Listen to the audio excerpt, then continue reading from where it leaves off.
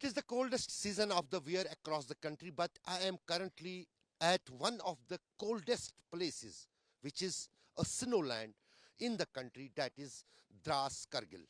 Dras is the second coldest habitat, and the temperatures here nowadays are dipping down to minus 25 during night, and currently when it is the morning sun has come out, it is minus 15 degree. You can see how the flowing rivers are also freezing on way to their destinations. The kind of a fog which comes out from these rivers is also ice. It gets stuck on the surrounding trees and the areas in a shape of snow. Everywhere it is only cold and extreme weather conditions. That is why the activities in the streets, in the markets, as well as in the overall uh, establishments is at standstill.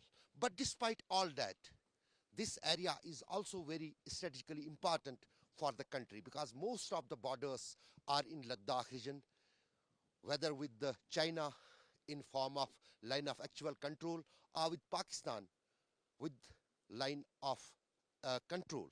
And on the both borders, there is high vigil despite these freezing temperatures. When here temperature currently is minus 16 degree, behind me on that mountain top, it dips down in the night to minus 50. In those hard conditions, the brave soldiers of Indian Army are guarding our borders. They can't sleep, they can't sit inside. They have to keep vigil on each and every activity of the enemy. In the coming reports, we will show you also how they get rid of this severe cold wave, how they not only live but also guard the nation. But it is important to understand when your equipments get frozen, your mics not work, your telephones are difficult to operate. This is the current temperature here, minus 15 degree in Dras.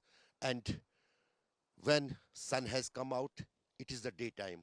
Believe and understand what could be the conditions of the nights and how tough it is to guard nation on line of control in these circumstances. With Muzaffar Ahmed Ashrafani for India Today in Dras Kargil.